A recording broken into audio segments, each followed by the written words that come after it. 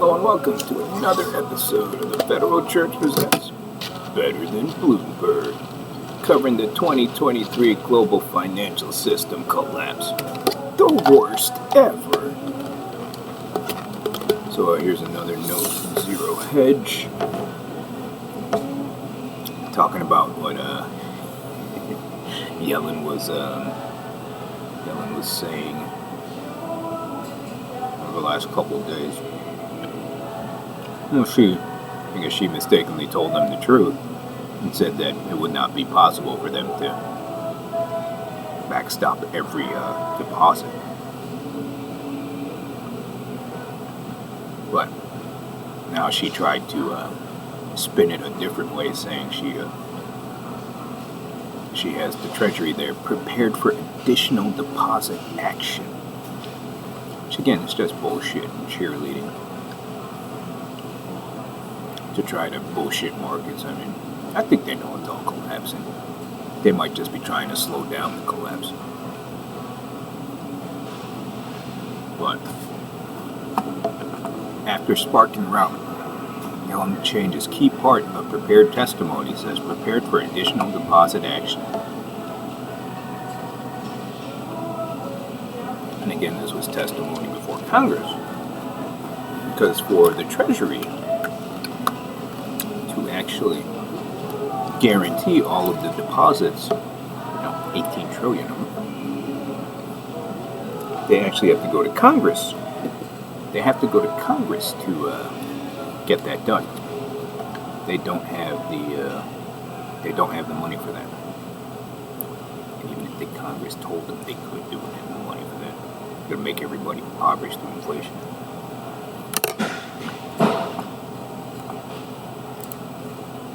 But after sparking a market rout, and again, there's some great video of Yellen, by the way, and all of her. Well, essentially BS. Let's just take a good look at that one.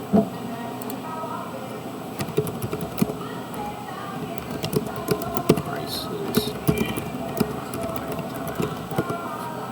I actually find this one kind of funny, because given that she said this when she was pretty old, she might have honestly meant it, just by the fact that she's old. But there's her telling you you'll never have a crisis in your lifetime, and then there's a crisis right now. Safer and much sounder. And as I mentioned, we're doing a lot more to try to look for financial stability risks that may not be immediately apparent, but to look in corners of the financial system that are not subject to regulation outside those areas in order to try to detect threats to financial stability that may be emerging. So would I say there will never ever be another financial crisis? Yellen said in London that with the reforms now in place, the next crisis, hopefully, quote unquote, won't be in our lifetimes. The Fed chair also spoke of the importance of continuing regulation of financial markets and banks put in place since the banking crisis, warning that, quote unquote, memories do tend to fade. Yellen declined to comment when asked about her relationship with the US President Donald Trump, but she said she had a good working relationship with Treasury Secretary Steven Mnuchin. She also reiterated her view that the US Central Bank would continue to raise rates only gradually. This is what I mean too. These dipshits knew years ago, this is from 5 years ago actually, that they would continue. They would continue to be raising rates.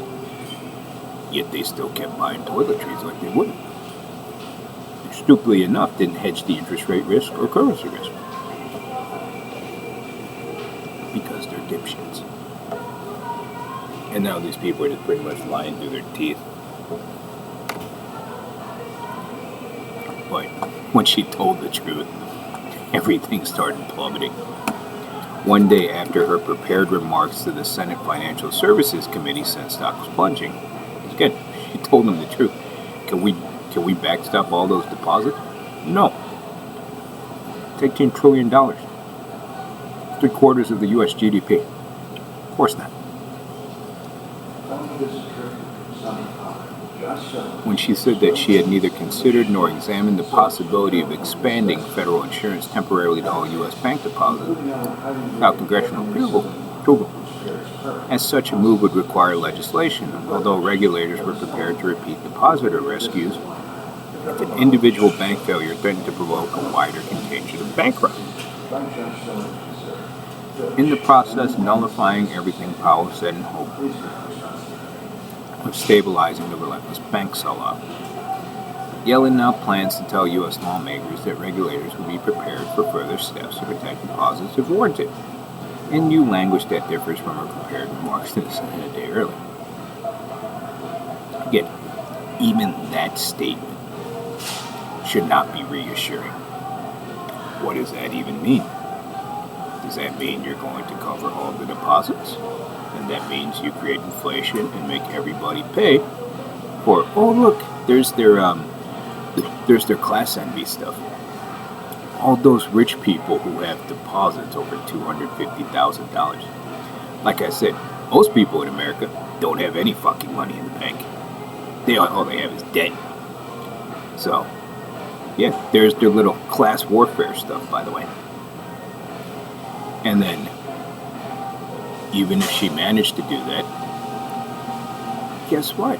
The bondholders and the shareholders still get hosed.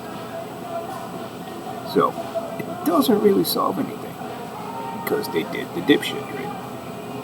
And they should not be bailed out, because they were dipshits. They didn't take any amazing risks. They were just so fucking stupid.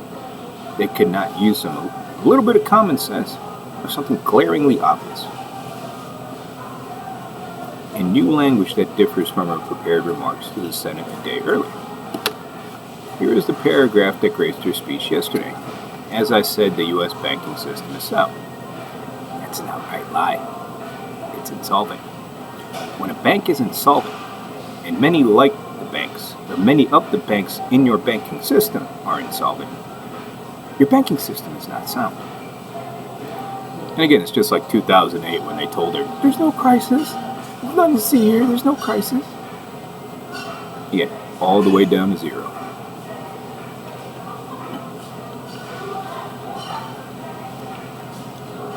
The federal government's recent actions have demonstrated a resolute commitment to take the necessary steps to ensure that depositors' savings remain safe. Again, that's to ensure certain banks, like one run by one of the former Fed, I don't know what he did at the Fed, in the San Francisco Fed, like at SVB, or a bank like SVB that has a lot of the money changer people in it, or affecting money changer startups too. Or a bank like First Republic that has a lot of rich people, a lot of money changers. That's whose depositors' savings are remaining safe. When it gets to you, you're going to learn what a haircut is. You're going to learn what fractional reserve banking means. Today, that entire paragraph has been deleted and replaced with the following. Again, what will happen is that one of the cronies, essentially, will be the ones that get bailed out, and then the other banks will be bailed in. Where you get haircuts and bank holidays. Sounds so nice. As I've said, we have used important tools to act quickly to prevent contagion. Contagion's not their issue here. It's system-wide dipshittery, which will take out other things in its network, within a specific bank's network. But the issue here isn't contagion. And there are tools we could use again. Banks are still insolvent.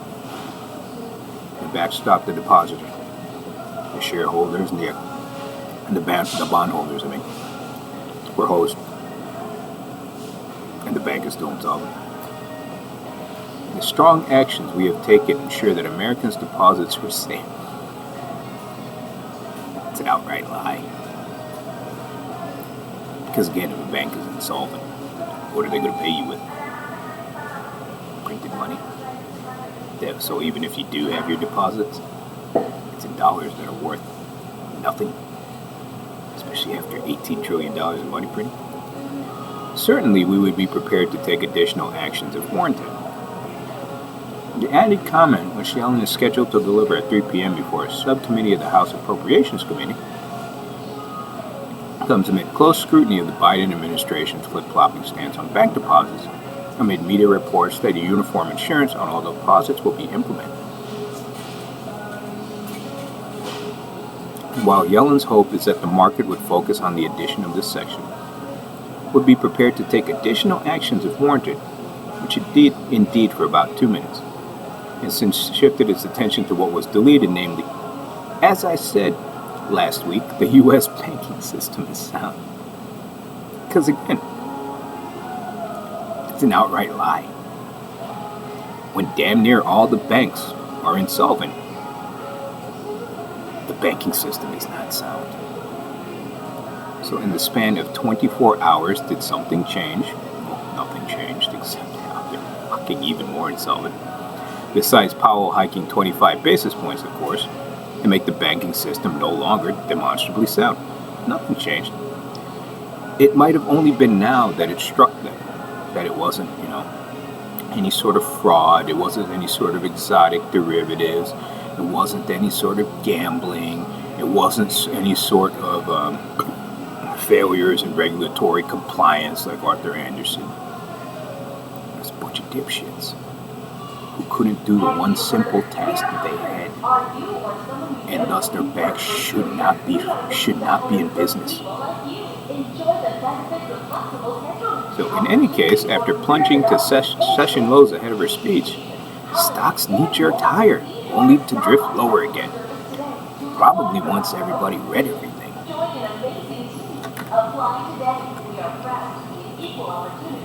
With bank stocks now back near session lows as the market will keep pushing the clueless, now laughably so.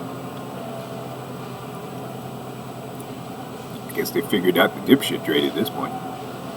Fed and Treasury, until they capitulate, guarantee all depositors cut rates and launch QE and make everybody fucking poor. Except for the 0.01%. So again, why did this happen? Because you didn't donate. God is very angry at you. You will not get your dividends in heaven. You won't get them here on earth. Don't even expect that. But you will not get them in heaven unless you donate. You pay your tithe. Right there in the Bitcoin wallet that you see below. In the description below. Hallelujah.